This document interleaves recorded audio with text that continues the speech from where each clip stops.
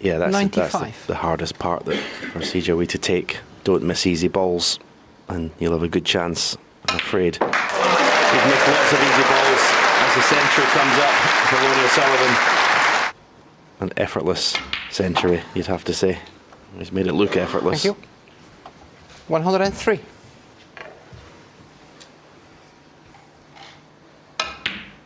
$106.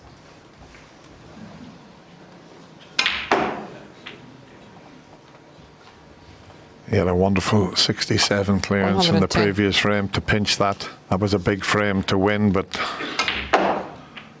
he's finishing in style here. 115.